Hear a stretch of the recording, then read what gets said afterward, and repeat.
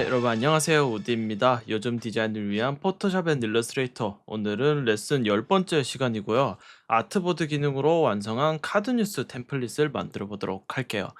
교재 163페이지입니다. 아트보드 기능이 비유를 들자면 어떤 거냐면요. 그 책상 하나에 지금처럼 여러 개의 캔버스를 깔아놓고 동시 작업할 때 쓰는 기능이다라고 생각을 하시면 돼요. 이 아트보드 기능 이용하면 이 카드 뉴스 같은 거 만들 때 특히나 되게 편하거든요.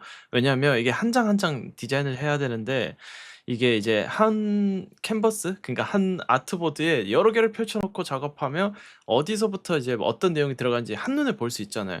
그래서 이 아트보드 기능을 이용하면 카드 뉴스 같은 것들을 되게 편하게 만들 수 있어요. 164페이지 하나씩 따라해 볼게요. 컨트롤 N을 눌러서 웹 탭에 가서 1080 픽셀 만들게요. 1080 해서 아트보드 체크 해제가 아니고 체크를 하고 OK를 누르겠습니다. 그러면 이렇게 아트보드 1 해서 문서가 만들어지거든요. 문서가 만들어지는데 참고로 아트보드가 만들어지더라도 우클릭 눌러서 여기 보면 언그룹 아트보드라고 있어요. 이거 누르면 아트보드를 다시 해제를 할 수도 있어요. 해제를 할 수도 있고 그리고 이렇게 레이어가 있을 때 다시 우클릭 눌러서 여기 보면 아트보드 프롬 레이어라는 메뉴가 있거든요. 요거 누르면 다시 아트보드화 시킬 수도 있습니다. 그래서 뭐지 처음부터 이제 문서 만들 때 이거 체크 안 했다고 해서 문제될 거는 없어요. 근데 뭐 가급적 원할 그 처음부터 체크하고 하시면 좋겠죠. 그래서 1080 픽셀의 아트보드 체크하고 문서 하나 만들고 시작할게요. 스텝 2 일단은 배경을 만들으래요. 조정 레이어 이용해서 솔리드 컬러 그리고 색깔을 CEFF05 요렇게 하나 깔아 줄게요. 그리고 스텝 3 이제 레팅규 툴 이용해서 문서 빈옆에 클릭하면 이렇게 일러스트레이터처럼 얼마나 이제 그 수치를 입력해서 만들 수 있는 창이 나타나거든요. 여기서 가로 세로 1000 픽셀 입력해서 도형 하나 만들어 주겠습니다. 그리고 이 친구 색깔은 흰색으로 할게요. 그리고 컨트롤 A 누르면 이동 도구 선택되어 있을 때 상단에 정렬이 활성화되죠.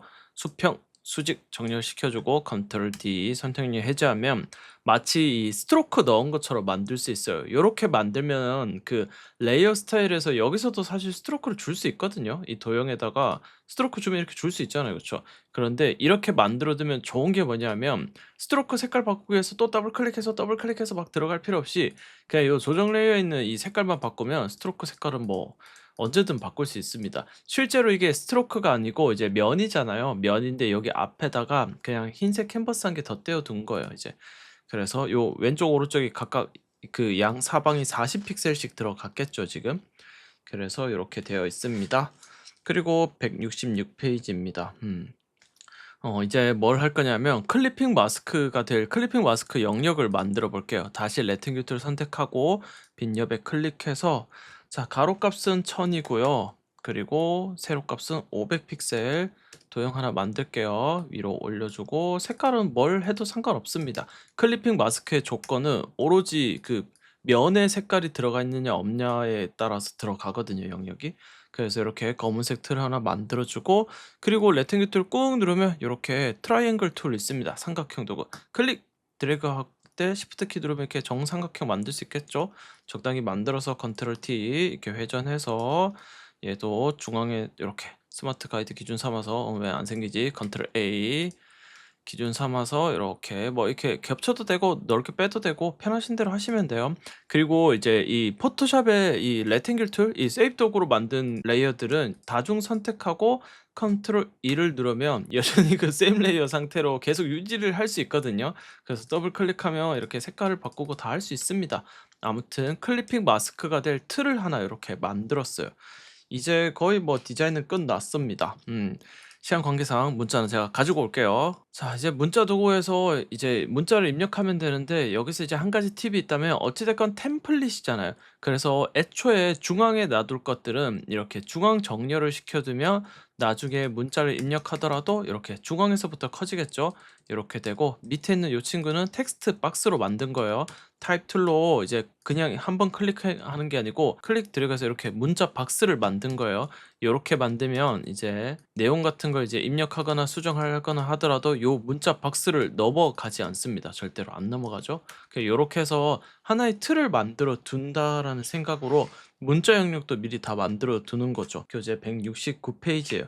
이제 위쪽에 뭔가 꾸미는 거 한 개 만들어 볼 거거든요, 배지처럼.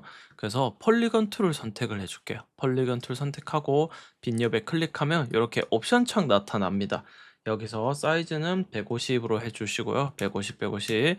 그리고 이 사이드 개수가 많을수록 이렇게 뭔가 많이 이렇게 생기겠죠. 사이드 개수 20개 넣어 주고 그다음에 스타 레이쇼는 90% 해서 오케이 누르면 요런 모양으로 하나 만들 수 있어요.